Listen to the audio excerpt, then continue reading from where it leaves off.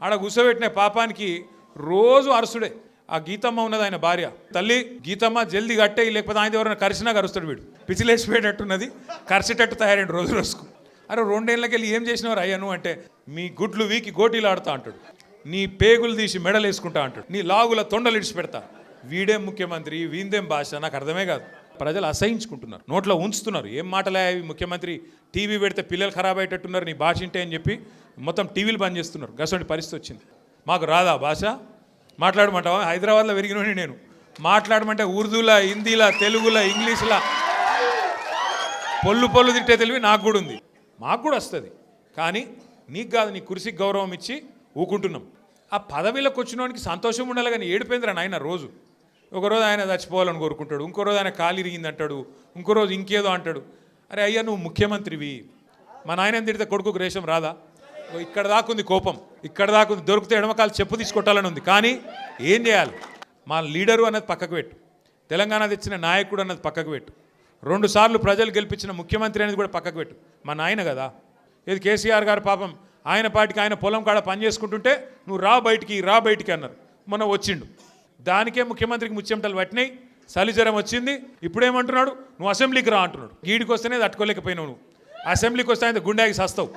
ఇంతున్నాడు ఆయనతో గుండాకి డామ్మంటాడు. నేనట మా అయ్య పేరు చెప్పుకొని బతుకుతున్నా అంట. అవు మా అయ్య గొప్పోడు, మా అయ్య తెలంగాణ తెచ్చిన మొగోడు మునగాడు, బరాబర్ చెప్పుకుంటా. తప్పేమున్నది? మా అయ్య పేరు నేను కాకపోతే ఎవడు చెప్పుకుంటాడు? నాకు అర్థం కాదు. బరాబర్ చెప్తా. నువ్వు సకటి పనులు చేస్తే నీ పిల్లలు కూడా నీ పేరు చెప్పుకుంటారు. నువ్వు లుచ్చ పనులు చేసినావు అనుకో, నీ మన్మడు కూడా నీ పేరు చెప్పుడే గాలంగా మన్మని అని చెప్పుకోడు.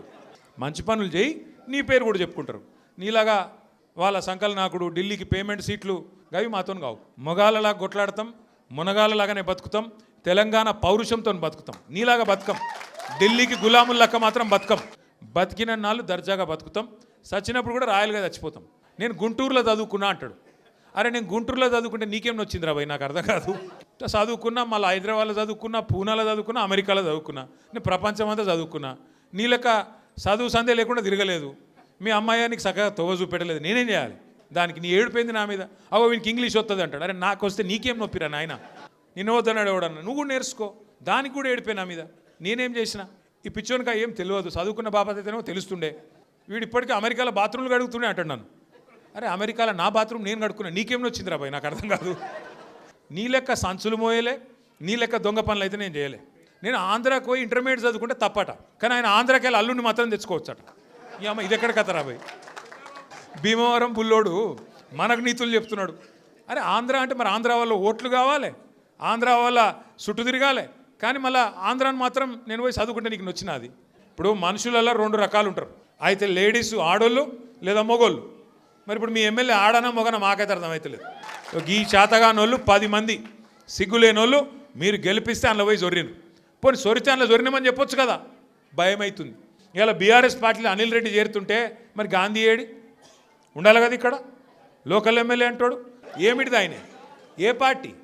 కాంగ్రెసా బీఆర్ఎసా? చెప్పుకొని గంత భయం ఏంది?